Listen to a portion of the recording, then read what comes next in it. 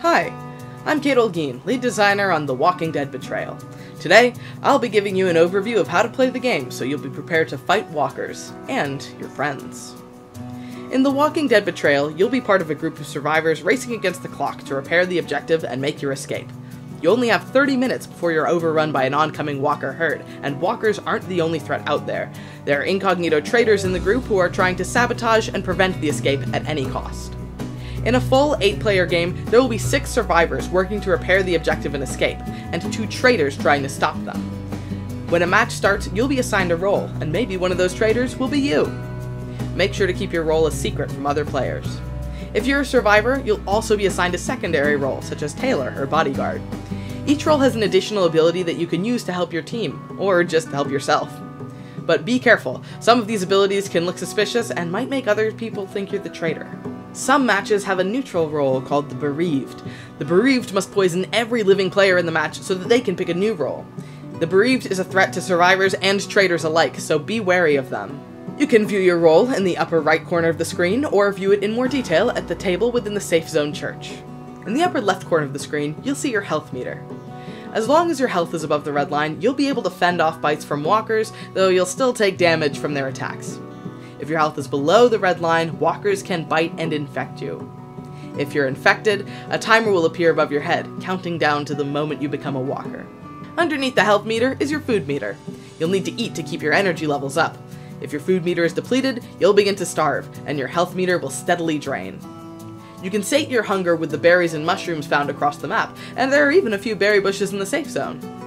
Eating berries and mushrooms raw will help in a pinch, but cooking them first at the stove in the church will provide a much larger benefit, so you should really try and cook whenever possible. In the bottom left of your screen is your inventory. You have 5 inventory slots that can be used for weapons, food, or supplies. Space is very limited, so you'll need to prioritize the items that will be most helpful to your strategy. There is an additional inventory slot for a radio, which can be used to communicate at long distances. In the upper right corner of the screen, you'll see the survivor objective. The survivors will need to gather the indicated resources to repair the cart before they can make their escape. In the middle of the screen is your mini-map, which helps you understand which quadrant of the map you're on. There are also coordinates underneath to help you give your precise location to your teammates.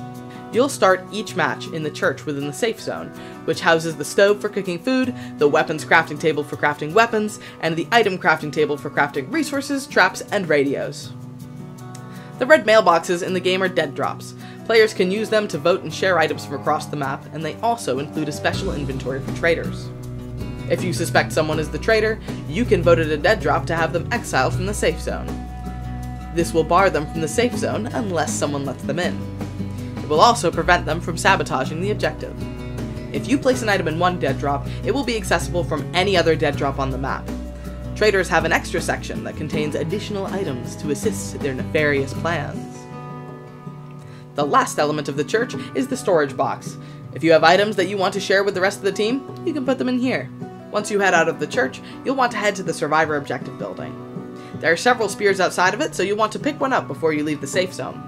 Spears are great starter weapons and make fighting walkers much easier until you can find or craft better weapons. Inside, on the right side of the building, you'll see the cart that's in need of repair. This is where you're going to place the supplies to complete your first objective. On the left side is the main map. There is lots of important information on this map, so let's take a closer look. The areas marked in blue contain combat and communication supplies. It's a good idea to seek these out first, so you can be better prepared to take on large groups of walkers. The areas marked in red contain repair resources. Repair resources are the resources needed to repair the cart and complete your first objective. Wheels are a repair resource that cannot be crafted and must be found outside of the safe zone. These have their own special icon on the map. Check the edges of the map for the escape. This is where you'll go to complete the escape after repairing the cart. Walkers are attracted to noise, so you'll need to be mindful about how loud you're being. You can see a yellow indicator of the source of an active noise, so keep an eye out. If you're playing as a traitor, you get access to a few extra abilities. Traitors start the game with a red radio, allowing them to communicate with the other traitors secretly and over long distances. Traitors can also use the sewer system, allowing them to quickly traverse the map. Traitors also get a special section in dead drops. This section is filled with useful supplies for sabotage. Traitors can also make skin suits using a walker pile.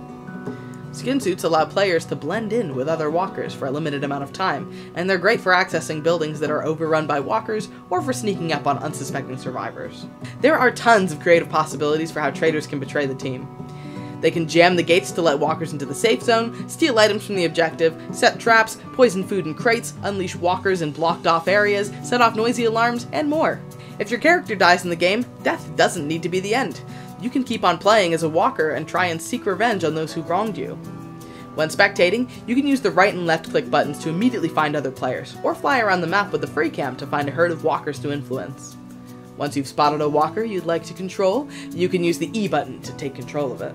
In the world of The Walking Dead, a single walker isn't a great threat, but you can use noise to amass a large herd to lead around the map for a better chance at trapping the remaining players in the game. If you find that there are no nearby players, you can always leave your current walker and find a new one to control. Now you should have all the information you need to survive in a game of The Walking Dead Betrayal. Hope you enjoyed this tutorial, and see you in game.